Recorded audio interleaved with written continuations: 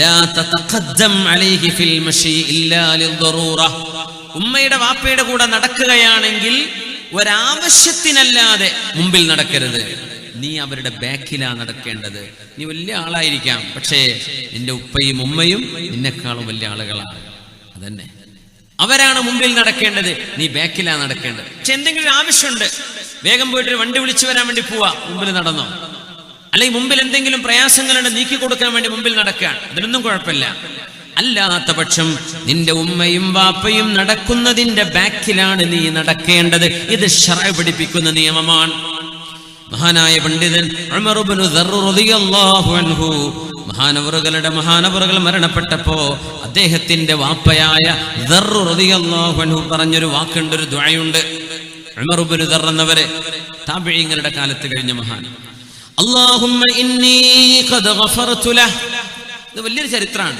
മകൻ മരിച്ചതിൽ ഒരു വാപ്പയുടെ സങ്കടവും ഒരു വാപ്പ മകന് കൊടുത്ത പ്രാർത്ഥനയുടെയും വലിയൊരു ചരിത്രമാണ്. അതിന്റെ ശകലം മാത്രമാണ് ഞാൻ പറയുന്നത്. ഉമർ ഇബ്നു ദർർ എന്നവര് മരിച്ചപ്പോ വാപ്പ പറയുന്നു, അല്ലാഹുവേ, അല്ലാഹുമ്മ ഇന്നി ഖദ് ഗഫർതു ലഹു മാ ഖസ്സറ ഫീഹി മിൻ വാജിബി ഹഖ്ഖി ഫഗ്ഫിർ ലഹു മാ ഖസ്സറ ഫീഹി മിൻ വാജിബി ഹഖ്ഖിക. അല്ലാഹുവേ, എൻ്റെ മകൻ ഉമർ ഇബ്നു ദർർ മരിച്ചു കിടക്കുകയാണ്. പടച്ചവനെ, എന്നോട് ചെയ്യേണ്ട ബാധ്യതകളിൽ എന്തെല്ലാം അവൻ വീഴ്ച വരുത്തിയിട്ടുണ്ടോ അല്ലാഹുവേ, ഞാനത് എൻ്റെ മോന് പുറത്തു കൊടുത്തിരിക്കുകയാണ്. അല്ലാഹുവേ, എൻ്റെ മോനും നീയും തമ്മിലുള്ള വല്ല വിഷയവുമുണ്ടെങ്കിൽ എൻ്റെ മോന് പുറത്തു കൊടുക്കണേ. ഒരു വാപ്പാക്ക് ഉമ്മാക്ക് മക്കൾക്ക് വേണ്ടി ദുആ ചെയ്തു കൊടുക്കാൻ കഴിയുന്ന ഏറ്റവും നല്ലൊരു പ്രാർത്ഥന. പടച്ചവനെ, എൻ്റെ മോൻ ഉമർ ഇബ്നു ദർർ എങ്ങനെയായിരുന്നുവെന്ന് ഞാൻ പറയട്ടെ. മാ മശാ മഈ ഖത്തുൻ ബിലൈലിൻ ഇല്ലാ കാന അമാമി.